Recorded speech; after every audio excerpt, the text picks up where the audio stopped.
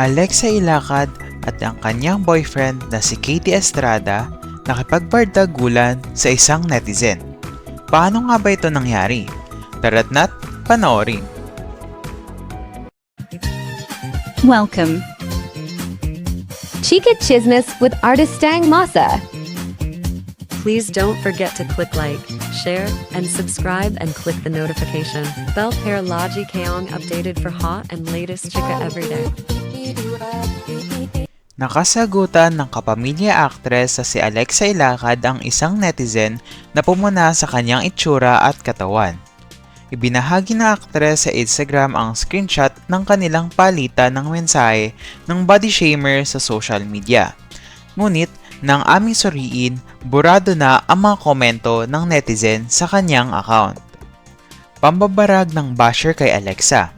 Ang ganda mo pero may something talaga sa katawan mo na medyo off. Hindi tinanggap ng kapamilya star at talagang sinagot ang netizen. It's already 2024, but you still aren't aware that our bodies come in different shapes, sizes, and proportions. I suggest you educate yourself before making comments that are quite off. Hindi rin natigilan ng basher ang actress at nag-reply ulit. Pinana ng netizen na hindi na dapat mag-artista ang dalaga kung hindi niya kayang tanggapin ang mga kritisismo sa kanya. 2024 na, pero mukhang ang gusto mo lang na comment ay yung hindi off para sa'yo. Dapat hindi ka nag-artista if you can stomach the truth, sabi ng netizen. Banat naman sa kanya ni Alexa. What a dumb argument. Me being a celebrity doesn't give you a free pass to be rude. Dagdag pa niya.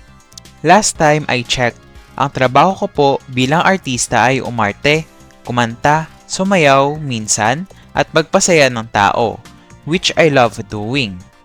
But, it isn't part of my job description to tolerate rude comments like this.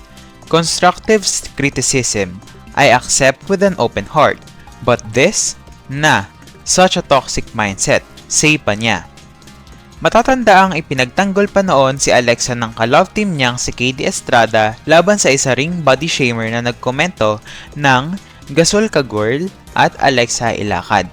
Rest back ni Katie sa basher. Kapal na mukha neto. Ganda ka? At para tapusin natin ang ating chikahan ngayong araw, huwag kalimutang i-click ang subscribe button, bell button, like at share button para mas marami pa tayong maibahagi na ganitong uri ng chika. Maraming salamat at paalam! Please don't forget to click like, share, and subscribe and click the notification bell para lagi kayong updated for hot and latest chika everyday.